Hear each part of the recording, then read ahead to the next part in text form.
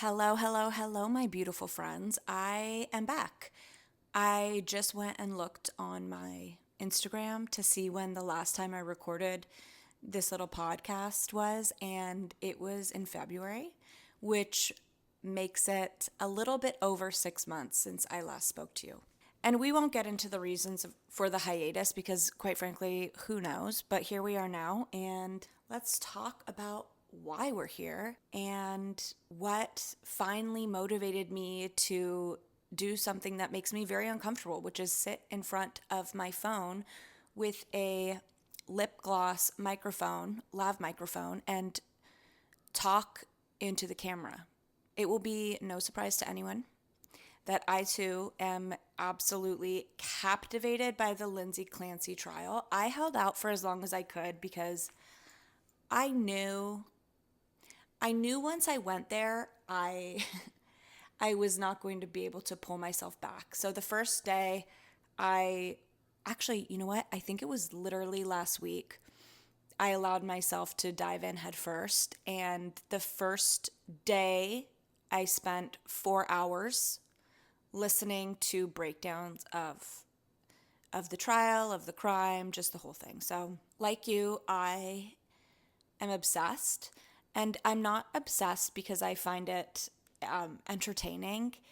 I am not obsessed because I'm bored. I'm not obsessed because I love true crime or because I'm a voyeur. I am obsessed because, and I think I speak for many, many, many women out there, especially mothers, I relate. This is a shared common experience that mothers go through, not necessarily psychosis, but the feeling of being betrayed by your body and mind. That's the really scary part, is the betrayal from your mind. And I think, I think that I've, for the most part, been very open about who I am and what I struggle with and what my opinions are, and the medication I take. But there are things in my life that I have kept very, very private. And it's not because I feel shame about it. I don't. I don't feel regret about it. I think I asked myself before I did this, like, why have I not publicly spoken about this? And I mean, aside from the obvious, that is just like, hey, here's this like seemingly traumatic thing that happened. And that just feels like weird. When am I going to have an opportunity to share that and why? I also just like really don't want sympathy. I feel really uncomfortable with the idea of having any sort of sympathy about this because I'm not sorry. I'm not sorry for myself for going through what I've gone through. Because today, where I sit, I am so happy. And if not for all of my past experience, I would not be who I am and where I am today. So, first, I just want to discuss the value of sharing our experiences as women, as mothers. Not only does it demystify something, but it also normalizes it. We talk so much about postpartum depression, postpartum anxiety, postpartum now psychosis, we're getting used to hearing about. What I struggled with when I was pregnant was prenatal anxiety. And that is not something that I hear about ever, like really almost never. So, anyway, I want to get into this. That was a really long intro, but let's go back in time. I wish I had like time machine music, but let's go back in time a long, long time. Before I was pregnant with my son Wilder, who is now almost 6, in actually a month from tomorrow, he'll be 6 years old. So before I was pregnant with him, I was pregnant.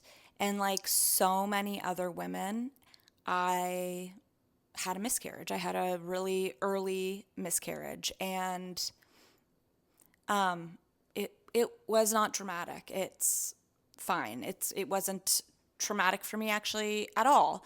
And I want to talk about why. Aside from the fact that I look at things in a very logical way, I know that this is something so many women go through. And I mean, and now in retrospect, I have an amazing, healthy son. So it's just truly not something I think about very often. But me getting into the whole Lindsay Clancy situation and what everything that came with that and everything that's coming up with that now surrounding the conversations about maternal health, postpartum health,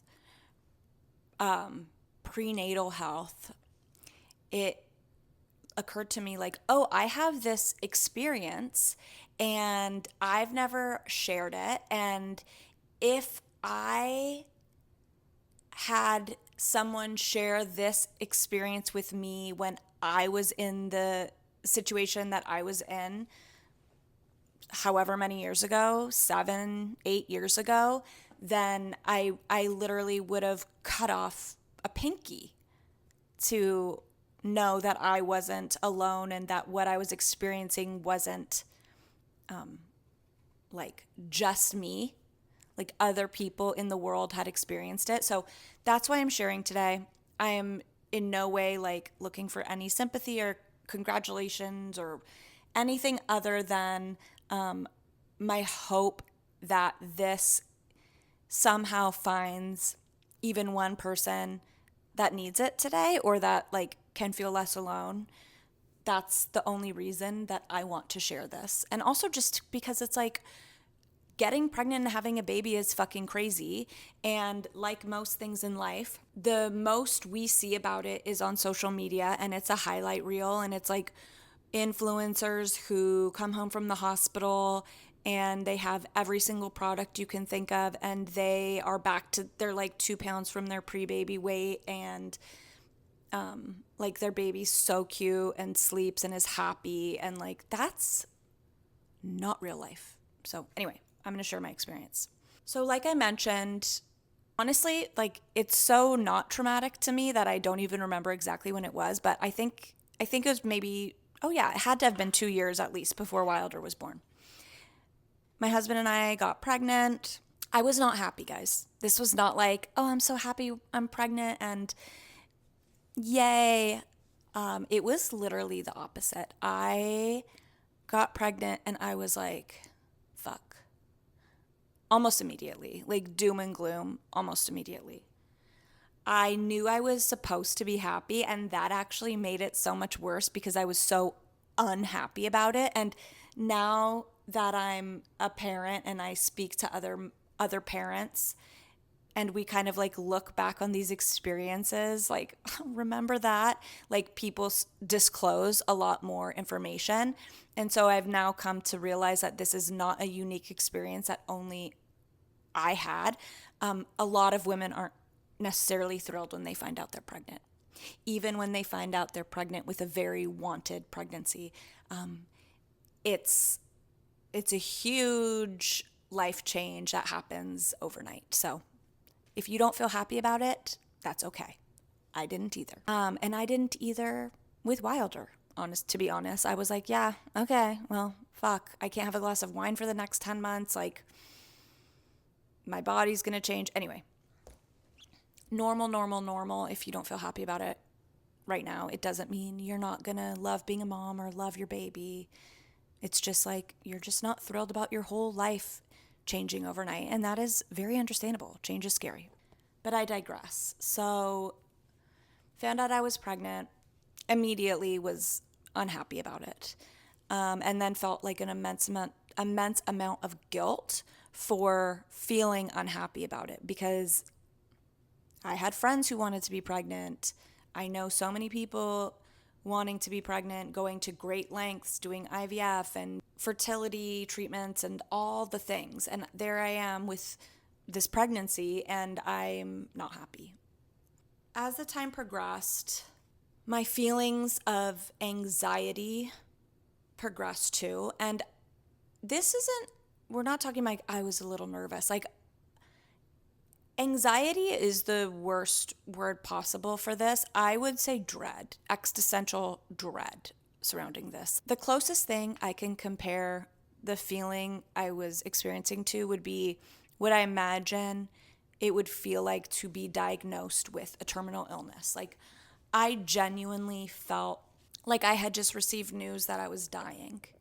And, like, yeah, part of me was, right? Like, I was about to enter this new time in my life, and that is really scary. And I can say this now because I'm therapized and I have so much hindsight, right, on my side. But then I just felt like I was dying. So I was basically walking around like a zombie, unhappy, filled with dread. My life was over. And I began to sort of like ask people if the people I knew, like, did you feel anxious when you were pregnant? Did you feel like you were going to die, like your world is ending, like all of these things? And people were like, no, I don't think I ever felt like that. So then, of course, the anxiety starts to compound because, like, not only do I feel insane, now I'm like, oh, no one else has ever felt this way, and something is wrong with me. Like, something's deeply wrong with me. So, of course, turn to the internet because that's what you do, right? When you want to feel like what you're experiencing is normal. I Googled it and I found, thankfully, honestly, Reddit forums filled with women who experience this type of prenatal anxiety and depression.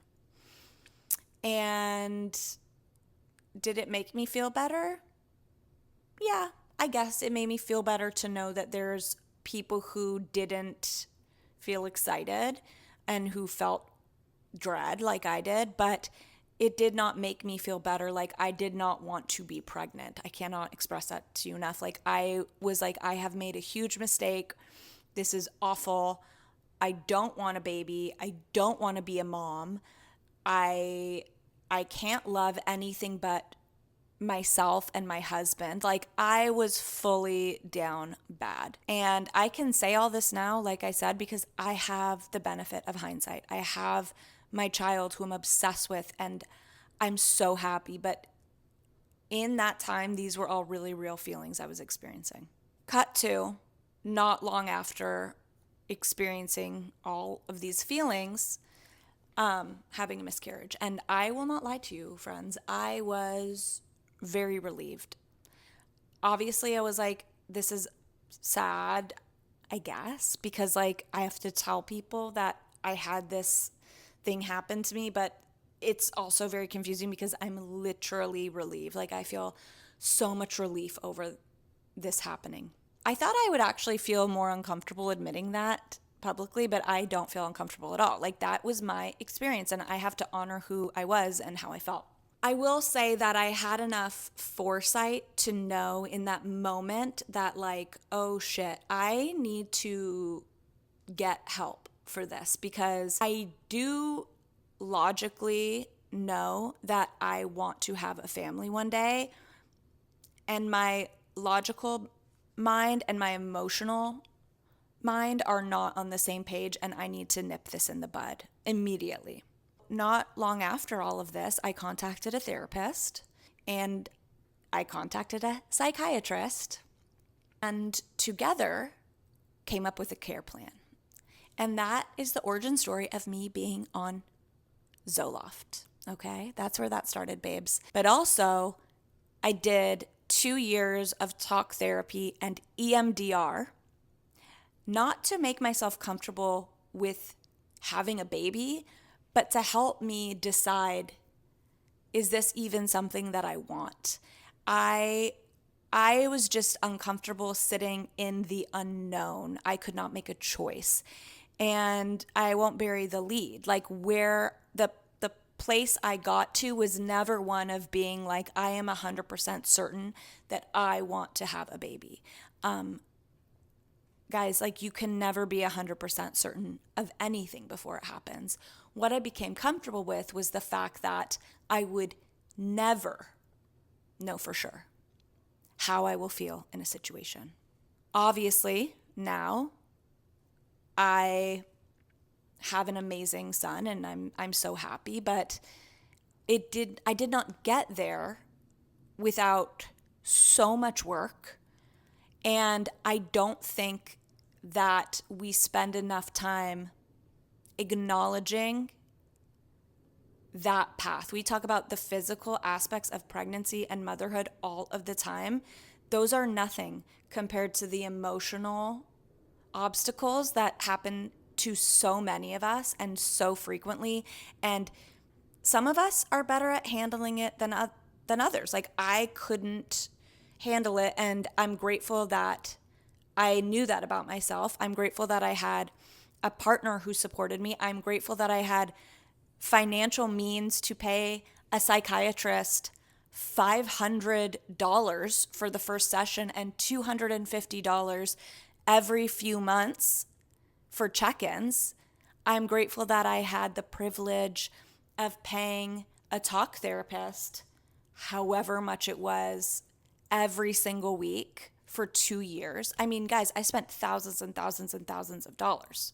And I don't want to glaze over the privilege that I had to be able to do that and how that access is not available to so many other women. And this is why it's more important than ever to share these stories publicly. Because even though me telling this story out loud will never replace what a therapist and a psychiatrist can do for someone, it does normalize a feeling enough to emotionally come down and buy enough time to figure out help in another way. So I'm going to share this as well because I think it's really important and it's very relevant to what's going on right now. I think with, again, the Lindsay Clancy trial and then just like the way this world is in general right now with the suspicion and sort of like weird feelings around pharma, and just the amount of misinformation that's constantly being circulated. I was on Zoloft for my entire pregnancy, my entire postpartum, up until today, okay? And if I were to get pregnant again, I will stay on it and do exactly the same thing. Taking anti-anxiety medication or SSRIs, there are many, many, many types that are safe during pregnancy when you are under the care of a doctor, okay? And I'm not a doctor. I'm probably supposed to say something like, I cannot give medical advice, don't listen to me, talk to your doctor, whatever, okay? I'm just saying, don't listen to crazy people on the internet. Talk to a physician. So that was that time, right? That was my bad experience. Now, here's my experience dealing with my pregnancy with Wilder on Zoloft. It was fine, right? I didn't like being pregnant. It wasn't like I love pregnancy, rubbing my belly, but I did not want to die. I was not despondent. I did not want to not be pregnant. And I was so lucky to have a psychiatrist who was able to prepare me for how I might feel postpartum and to let me know what to look for, what red flags to look for, what was normal, what was not normal, and insist on a check-in with me at week 3 postpartum. I will say even with my medication, I had moments of immense fear when I was pregnant with Wilder that I was going, I don't even actually know how to say this to where it like won't be flagged, that I was going to be a woman who experienced postpartum psychosis and hurt my baby. I'll just say that. Like I was so scared that something like that might happen to me. So even with being medicated, I was afraid of that.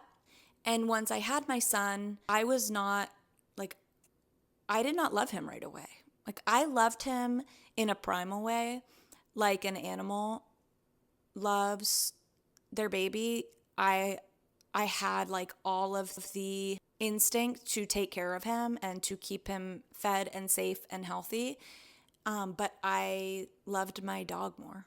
I remember I cried every night for the first 2 weeks, holding my 6 pound chihuahua, crying, being like, something's wrong. I'm a defective human. I will never love my baby as much as I love this dog.